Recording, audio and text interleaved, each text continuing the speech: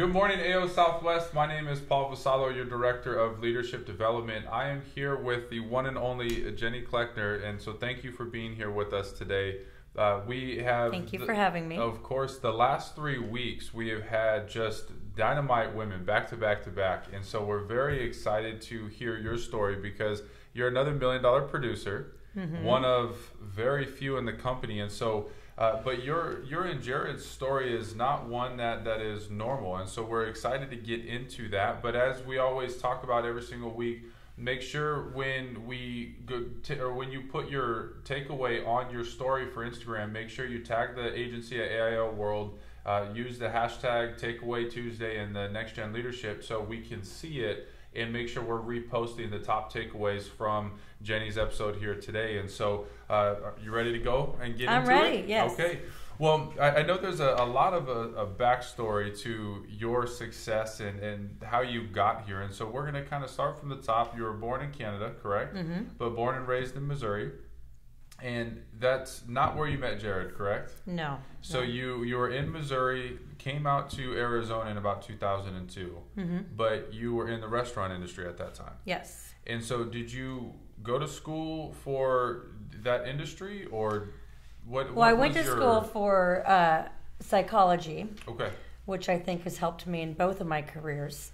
Correct. Definitely in the restaurant industry and definitely in this too. But no, I didn't think I was going to do either. Okay. And but the first restaurant I worked in, I loved it. I started as a server, worked my way up. I was at a restaurant in Kansas City, Canyon Cafe. Okay. They transferred me out here in 2002. It's called Sam's Cafe out here. And was with them from 97 to 2002. Well, until 2002 or 3, and then my director from that restaurant opened up a new concept out here. Okay. And that's the whole reason he transferred me out there, was because he knew he was going to open up a new concept, and he wanted me to be the manager for him. Understood. Because he left. Anyways, so I was with that restaurant till 2006. Okay. But that's the point where life started to kind of happen, right? Because that's when you and your husband Jared, you guys met at the restaurant, correct? But it wasn't an instant thing. No. You guys were just friends at that point in time. Yeah. But then once you guys got together, so changes needed to be had, right? Because the family started to grow pretty quickly. So yes. How did that go? What was that conversation like for the two of you? Because you had both been in the industry for many years, and now all of a sudden you're thinking about making a change. What was that like? From my memory, I feel like it was pretty simple. Yeah. We made the decision in January of 2006. Okay. Because we had a new baby. Well, she was almost 1 at the time. Okay. But it was our first year of going through the holidays. And we were both restaurant managers. I was the general manager of my location. And so I always worked the holidays because I made the schedule and I couldn't schedule other people to work Christmas Eve if I wasn't. So my husband and I both worked Christmas Eve, and our daughter went with a friend on Christmas Eve. Now, she didn't know the difference. She wasn't even walking. Correct. But the fact that was our potential future of missing 4th of Julys and Mother's Days and Father's Days and Christmases, and you don't request off for anybody that's been in the restaurant business. Unless you're in the hospital or it's your 5-day vacation you get every 6 months, you work what you're scheduled. And with kids, it's, and some people do it and make it work and great, but we are very social, and Jared already knew our kids were, before we even had 2, he knew they were both going to be into sports. Yeah. And we wanted the flexibility. And so we knew we had to get out of that business. Correct. And restaurant is a very young person's game, that career. And not that 30 is old, but for that industry, it's, so we wanted out of it. And so I we talked about it in January, and I said, what if I give 3 months notice? That'll give me the push. Yeah. And to do with whatever I find I'm going to do. I had no idea.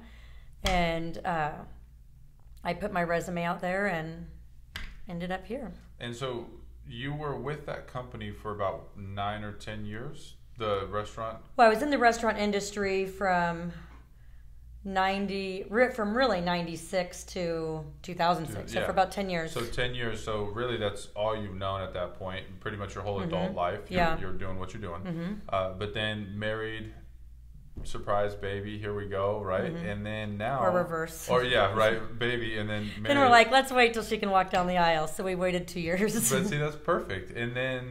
But then you put in a 3-month notice with no certainty as to what you were going to do. Right.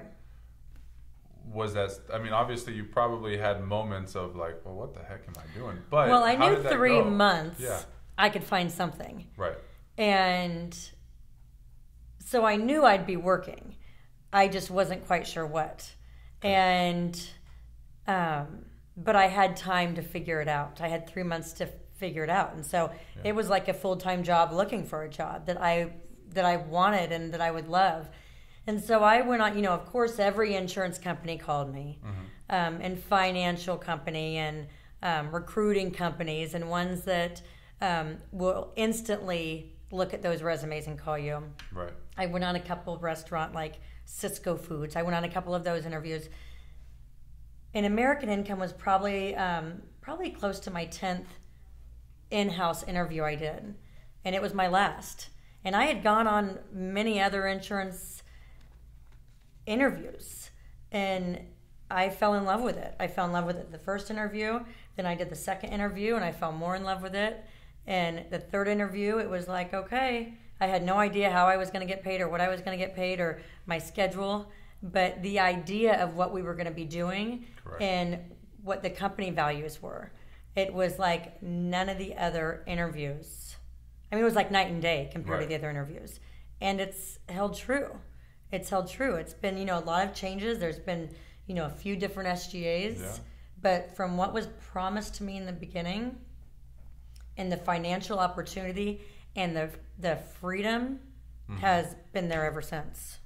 Well, and so what did that transition look like? Because obviously you found the next opportunity for you, but Jared's still in the restaurant industry, correct? You have to get licensed. How long did it take for you to get licensed? It took 1 week. 1 week, okay. And so I'll tell you, I am not like a A+ student. I was terrified of the test. I still get terrified about doing the CEs. Like continued education, and I'm 43 years old, scares the heck out of me. Right. And like any test, I hate them. And so I was so terrified of the test that I had to get my anxiety done with as soon as possible. So I did it in a week, and I did nothing but study for a week, and I memorized everything in a week. Got it done. And did it, and almost probably got sick before I had to go in and take my test, and then they tell you right there. But 1 week I did it. And so you pass it. Now it's time to get trained and go through that process. Back when you were running the restaurant, you said you were on salary for about $52,000 a year. So you're making about $1,200 every other week. But now you're released as a brand new agent. How did that go? So the difference, I think, and as long as I've done this, the difference that I can, in hindsight, look at my naive brain in the sales business compared to so many other people that I've interviewed and trained in this business, is I did not think there was any option of not succeeding. Okay. It didn't even cross my mind. And I didn't think I was not going to make a paycheck or that I wasn't going to be successful. I was trained. I did exactly what I was trained, and I think that that's probably coming from a corporate world. Yes. You do what you're taught. That's how you do it. It's black and white. There's no gray area. Your manager tells you to do something, and you do it. And I did. They told me to have 20 child safe boxes out before I was released. I did. And I had my script down and I practiced every night and I listened to it recorded on the car and said it out loud with it like a song to where it became like second nature to where when you sat down with someone, it wasn't a script. You could put ums and ahs in the middle of it and make it sound natural. Yeah. And so it went great. I sold everybody I saw the first 3 weeks. No, I didn't sell everyone I saw the first 3 weeks. I sold every day the first 3 weeks that I was out. And it was the thought of not selling was like, who does that? Because that's how easy I thought it was if you just did what you were taught. Right. And that's just, to me, the biggest difference. So it went great. It was Jared and I thought that we won the lottery because we made my first paycheck was more than what I made in 1 month. Yeah. For the past 5 years at that salary that we were on. And you were a general manager of the restaurant, correct? So what was the next step for you to be somewhat of an owner or something like that? No, it was the next step would have been to be like a director. Okay. And to have multiple restaurants and travel, which wasn't an option for me. You just had a baby. So I was capped. I had the highest that you could have for that concept. Correct. So the highest position of what your situation was going to allow you to do. You're making $1,200 every other week. Your first paycheck's over $3,000. Mm-hmm. What's going through your head, or what's the family? Is Jared excited at this point, or is he I went shopping. Or is he, I got 2 new suits. Okay. I got 2 new Antonio Milani suits. No handbags, no shoes. No. I probably got a couple pair of shoes. Yeah. But it just was like, okay, anything that we were behind on was paid off that week. Yeah. And it just is. It was, wow, Jared was a little bit skeptical in the beginning, and that went away in the first week paycheck. Yeah. He was like, whoa, but then, he was a lot skeptical, but he didn't voice that to me. Correct. Until after he wasn't anymore. And then he let you know, hey, and I'm then back. He was like, God, I was really concerned. So first month, you finished number 4 in the company, correct? Mm-hmm. So obviously you're probably feeling pretty good. You come out the gates hot, but I want to backtrack to what you said about Jared not being he was a little skeptical at first. How did you communicate through this? Because there's a lot of spouses that get hired into the industry that the spouse that's not involved doesn't necessarily understand or whatever the situation may be. How did you communicate and articulate this to him of, I'm going to do this, I want your support, how do we make this happen as a family? How did you handle that? Well, Jared was supportive from 100% from the beginning. He was skeptical, but he really did keep it quietly because he knew what I wanted to do. Correct. And so I thank God for that. But again, being in this business for so long, I've dealt with a lot of skeptical husbands and wives, both, on both sides, huge, or older children or whatnot. And it's, all I can do is show them the numbers. Correct. I was very upfront about my advance reports and would pull them. I would have meetings with both spouse and the agent. When the agent would communicate to us, my husband's giving me a hard time, and sometimes people will come in, let's do a meeting and let's go over numbers. Yeah. Let's just show him it's in black and white. And so, I've done that quite a few times as on the management side of it. Correct. Jared wasn't, when I would come home, he would always show excitement for me. But I know that's not the case in every situation. Before I got hired, and I was like, oh, we're going to be rich and this is going to be great. And he was like, okay, tell me how. Right. And I told him, and he was like, okay, I can see she's way too excited. I mean, I called him in the elevator. Okay. So he was supportive. But I think it's the communication side of it. But you do have to have the support. But I think that the spouse needs to be fully educated on what you do, what your goals are, where you can be if you hit these goals, and the hours that are involved the first year or two. What would you say, because there's so much that goes into that, what you were saying of set the goals, would you say set those goals as a family? Is that fair? I think that would be to sit down and set how much do you want me to make and how much time are you willing for me to have? Right, because so much of when you hear about like, okay, talking to the kids like, okay, honey, I'm going to have a great month and we're going to Disneyland. Mm-hmm. Now they're excited. Mommy, did you make a sale today? Yes. Like, wait, hold on. So, yes. You know, so it's like, you know, if you can get their involvement and their buy-in, the enrollment in it, because I think a lot of times for a lot of new representatives that they don't know how to have the conversation with yes. their spouse. So how would you coach them through that? Would you talk to them about setting expectations or the hours? I would suggest sitting down with a calendar. Yeah. And I mean, I use my phone calendar for my family. Okay. Everything from that, though, family does get transferred to my paper calendar and my book, my planner. Mm-hmm. And that is something because you can carry with you, you can open it, you can write in it real quick, you can keep notes, you can look back on it for previous clients, for callbacks. So I think as an agent, I think that is very one of the few things that is not, you should not digitalize. Mm-hmm. I don't, that might be old school, but I think that, I like that. To sit down with your partner mm-hmm. and to be able to say, okay, what if I did appointments this night and Saturday day and did phones these hours, and right. to agree on the schedule to where they understand that, okay, this is when mom is at work right. and or dad is at work. And if they agree on it together, and again, I think yes, to have that is very, very important. I was lucky enough to where I worked all of the time. I said, I wanted this for my flexibility so I could see my family more. But then my first 2 years, I worked all the time. Yeah. But I made the most money I'd ever made in my life. What kind of money were you making after your first 2 years?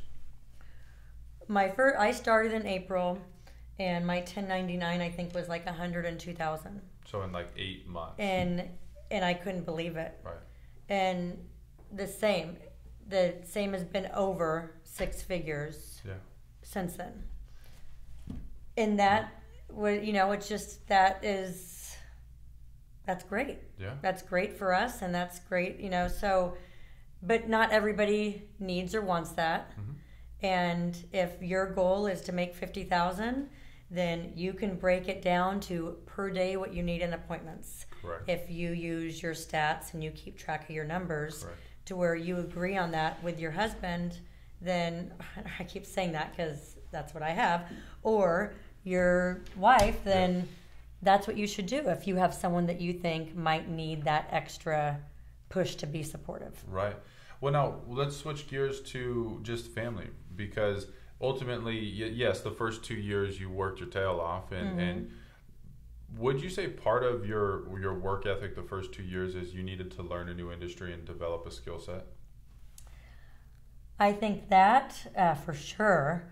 The race that one of the things that we were taught was once you get past 100 presentations, mm-hmm. we'd keep a manila file, and you'd have to put your paper data sheets in them and number them. And once you got so the goal was, you're going to have a lot of ups and downs until you hit 100. Right. You're going to have a lot of days that you blank, that you don't write until you hit 100, or you don't know what to do. But so that was the first race, and I don't even have any idea how long it took me. I don't remember. But so that was the first race. Yeah. And then after that, when you really, really had it down, then it was hitting your goals. I wanted to be GA, I wanted to be MGA, and I wanted to be RGA. So then it was the race to that. And then every year it was the race to make convention. Mm-hmm. And I mean, it always is. There's a goal. People will say more. And it's true, but you're rewarded for the more. Correct. To where in different industries, like the restaurant, more is just more hours. It's not anything more at all. Right. So you become almost addicted to you work harder and you get more out of it. Because you see the reward. Yes. It's kind of like when you're in the groove with your workout routine, right? Your diet's right, you're yes. working out, you're like, yes. oh, okay, I see why I'm doing this. But on this side, it's what your family can see from we it. could go to Disneyland, and we could go, fly to go see family in Kansas City. And we could go to California every few months to see my family there. Yeah. To where in any other industry or some people's financial ability, position, they can't. And so, at that time, we recognized that as a family. And, my daughter at the time, she wasn't at the age to where she just was like, okay, cool, we're going to the beach again. Right. And it paid for our wedding. Right. My first year. I got married a year after, and we paid for it. Right. And without AIL, the $1,200 every 2 weeks wouldn't have paid for it. I mean, that paid for our bills, and that was it. Right. So. And then let's transition a couple years later. Jared gets into the business. He, sometimes the old saying, "Seeing is believing," right? Yeah. So you were the pioneer. You set the trend or blazed the trail, or whatever they say. But now he's in the same industry, same office. Now, what was the dynamic like working with your spouse? Well, so I trained him. Okay. And because I was kind of a control freak, and I'm like, I didn't trust anyone to train him the way that I think he should be trained. And plus, he didn't want to be trained by anyone else. Like, we wanted to go out and do it together. Correct.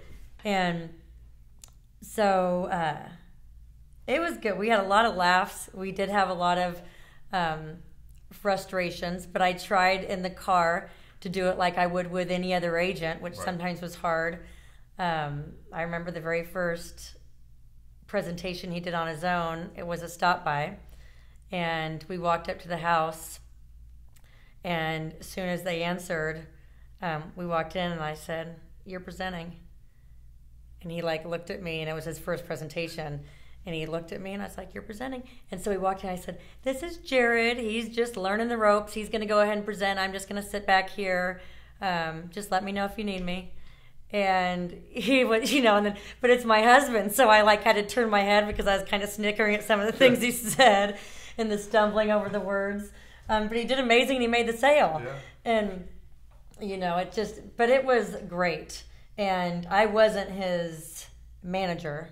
I trained him on phones. That was a nightmare because, he, like a lot of, I say women's special ability is we can multitask and do 18 things at once. And if you try to talk to him on the phone, he'll he can't listen, and he just does his thing and he focuses.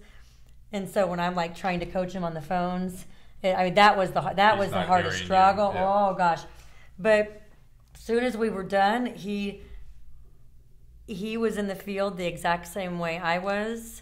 His clients that he still has that still call him, love him. Yeah. And then sometimes he'll be like, "Well, I can't make it out there. My wife's coming." They'll be like, No. I want you. And he's like, "Trust me. We do it the exact same way. And then I'll go, and then we'll all be one big happy family." Right. But it was great. It was great, but I didn't manage him. Right. I just trained him. And then he instantly became a manager and developed a team. And correct. Well, and then ended up when he got in, I stepped out of management. Okay. Because we just had our second child. Okay. And so what year was that? 2009. So 2009, and down the road he becomes an SGA. So now you relocate to Missouri. And so what was it like going home? Was it a challenge for you guys at this stage of, obviously you've been having a tremendous amount of success. You just had your family's growing, your second child, and now you're moving. And what was that like, kind of starting over together? On the business side or on both? Because obviously the challenges that you faced in business, you guys were both in business together. Yeah. So the challenges came home, and you guys were in this thing together in life and in business and all of that. So it was, you say going home, and that's what I thought it was going to feel like. But, looking back on it, I'd been here longer than I'd been anywhere I had lived for a full amount of time. So I didn't realize it, but Phoenix had become my home. Correct. And that's where I started my family and met my husband. And I didn't realize, I used to say, oh, I'm going to go back home and visit. And then once I moved back to Missouri, Jared was like, this is great. And he'd never left Phoenix. You know, he lived in Tucson for school, but he'd never left Phoenix. And so, you know, everyone thought it would be hard on him and so easy on me. And it was reverse. I went through a little bit of a depression for the first time in my life. Yeah. Because it was, you know, so much smaller and of a city, but he was amazing. He, as always, he's a calming force. Correct. And he took on, you know, I did not want to be an SGA. And so I kind of tried to not be involved at all.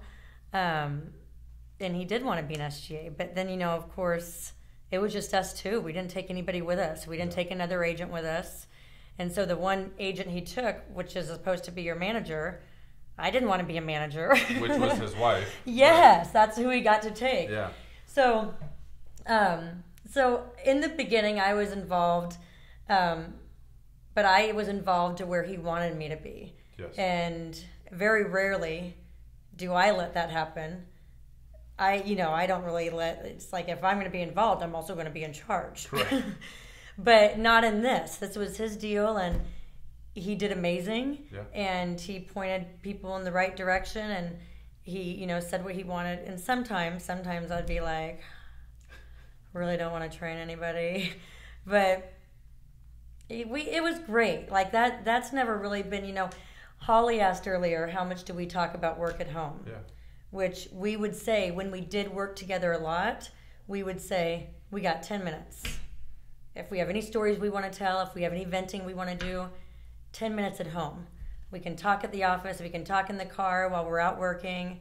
At home, if we need to vent, 10 minutes, and that's it. And I think that's when you're, you know, but a lot of it was venting. Right. You know, if you're going home and telling your success stories, great.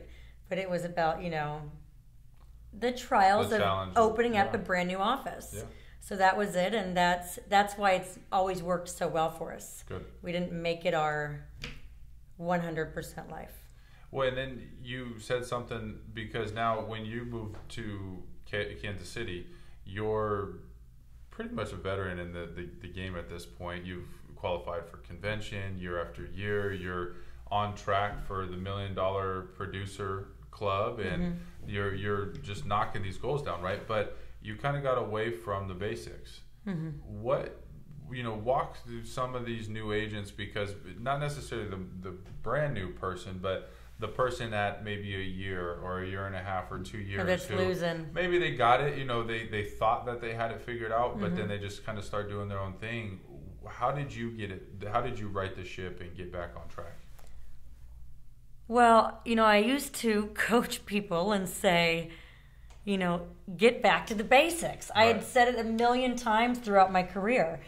And, you know, sometimes you need to look in the mirror and say, hey, if you're not, you know, there's certain things I do that I still have pieces of paper stapled together on my desk that I tally. I tally phone calls. When I do phones at home all by myself, I keep track of how many phone calls I make. No one's holding me accountable. Right. No one looks at my numbers except for me. But I know that if I make this many phone calls, I know from the history of it, I will probably make this many appointments. Correct. But if you don't keep track of it, then sometimes you just get bored on the phones and you don't have a goal.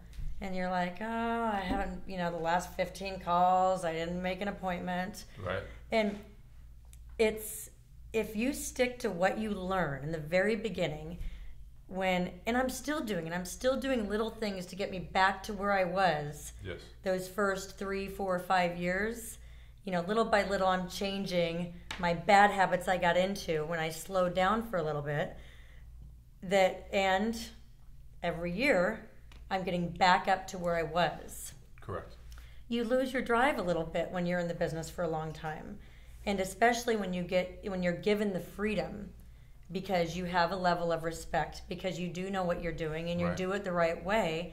But if you want to get back to where you were and have the success for your family and the financial success. Correct. Go back to where you were when you started. Yeah. What worked? If it's, if it's not fit, if it's not broken, then don't change it. Right. So that's, the biggest thing is to go back to where you started. And the script, yes, back to the basics. The script, I've gone back to, I never really learned the computer script. Yeah. Don't know who else is going to see that. But I go back to my script that I learned when I started. Right. And it was a 6-page paper script. It explained who we were. It explained our relationship with the union. It explained the AD&D. And it went through basically everything it does on the computer. Yeah. But that was my gold. And I do that now. And I've gone back to when I see a union member, I do that script. Versus just going in and talking. And doing whatever. Yeah. So, and it got you the results. And so what is the next step for you? What is the next goal? What is next for Jenny Cleckner? So, the Bahamas. The Bahamas. Convention next year. Right now that's my goal. My goal for this year, had been the $1 Million Club. Yeah. And I was like, once I hit the $1 Million Club, I'm going to really relax. Yeah. I feel comfortable. I'm fully vested in renewals. I have that. And then my weekly paychecks plus my renewals, I feel comfortable. But now it's like, who can turn down a free trip to the Bahamas when you're so close? Right. So it's where I would normally relax a little bit. And for anyone that hasn't been on convention, it is like you kind of feel like a movie star. How could you not love it?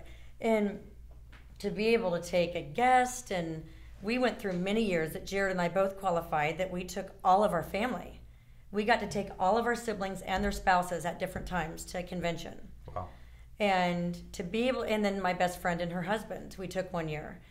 And to be able to do that, so now after I hit the $1 Million Club, I'm like, okay, I don't want to be an SGA because I don't. I like my freedom of working from home, and I love my clients like no others. So that's what I enjoy. Mm-hmm. So really, it's making that $100,000 of production a year. That's my goal. Good. How would you say the client relationship has impacted you and your career? Because obviously at this stage, you've paid death claims. You've had those experiences. Mm-hmm. You recently had one that was more of a well-known public, event. How would you say that has helped shape your understanding of this industry, but also what you do? Well, that if you go into this business knowing, and I know a lot of people don't, I've heard a million times throughout my career, we're not in this for charity, but you do always want to do it right for the client. Right. So, but if you go into it, I think a lot of the times people that are in this business don't see themselves being around when their client dies. Mm-hmm. They go and they write the policy and they're like, oh, you're not going to die for 50 more years and I'm not going to be here. And I've had 4 clients die this year. Wow. And one was 6 months after I wrote them up. I wrote them up in January and they died in June. And it happens. And to know that when you I talk to my clients as if I would want to be spoken to. Correct. I can sense a salesman voice a mile away, and it will turn most people off. Mm-hmm. And that's why I worked so hard on learning my script, because I knew the script was so important that you had to know and nail every part of it. Mm-hmm. But you had to know it so you could sit here and appear as if you're just having a conversation and not saying a script, because it is authentic, but if it's scripted, it doesn't seem authentic. Correct. And I've had throughout the course of the years, my clients say, you talk to me like a normal person. I've never had any insurance person talk to me like the way you do. And so I track my clients I have an Excel sheet. I save my summary sheets. I go home after every field day. I write in my client's name, their address, their phone number, how much premium, and a small paragraph on how I'll remember who they are. Correct. And every 9 months, I call my client. That's the majority of my sales are from my summary sheets. I call them summary sheet sales. Mm-hmm. So I see them every single year. And that's the majority of what I sell. So I start with, I do little upsells. So a lot of the times, I think people will look at the size of my sale. But then if they look at the policy in whole, mm-hmm. I've upsold every single year for 14 years. Mm-hmm. That I go back. And so yes, by the time someone passes away, I know their whole family. Mm-hmm. I have their aunts, I have their uncles, I have their older kids. And when someone dies, the whole family comes over and we do the death claim. I would never, ever not do a death claim mm-hmm. if I found out one of my clients died. And A71 claims. That's why we do what we do. We Correct. Sell them this product, and when they need to use it, we should be there to help them. Correct. Absolutely. To bring it all full circle, because obviously you've held almost every position, you've accomplished things that only a few have. You've been able to create a beautiful family. You've had the flexibility. You've made the money. What's the biggest takeaway for you from a 30-year-old that's like, hey, I need to make a change in my life, to fast forward 13, 14 years later? What's your biggest takeaway from the life you've been able to create with your husband and what the opportunities you've been able to do for you? The biggest would be the flexibility and the financial freedom.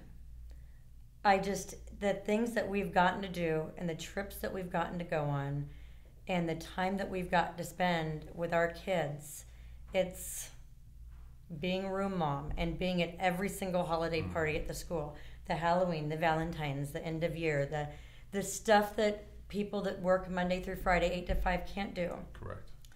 It's hard and to a certain aspect in the beginning, but when something that an SGA had said once about making this was a sales training, but I think it applies in so many different aspects, that someone would say, I've got this product that I want to sell you for $200, and they say they can't afford it. And they say, okay, you can't afford this life insurance policy for $200. I've got a Lamborghini I want to sell you for $200. Okay, I'll take it. Right. And it's finding what, I don't even know where that went from your question, but it's finding what's important to you and knowing what you need as a family. Right. And I went off base, but anyways. Well, that's okay. It's the family. It is the family that it may be different from others, but to be able to do whatever I want, whenever I want it mm-hmm. with my kids, and to still be able to go out and work whenever I want and make the money I need to make for my family, and Jared being able to do the same thing is priceless. Special. You can't really get that anywhere else. And so Thank you very much for joining us today. It's a story that will resonate with so many different people, because you are one of the most competitive people I've ever met, and we've only got to spend a little bit of time together. But it's funny when I talk to Jared. You can just poke the bear, right? Play a game with me, and then you'll see the competitiveness. Let's play Monopoly. And so it's just being able to get to spend more time with you and having the understanding of how that your story is going to be able to impact people at different stages of their life, different stages of their career. This is going to be big for a lot of people. So thank you for joining us today, and we appreciate that, and being able to hopefully see you again soon. Yep. Thanks for having me. Absolutely.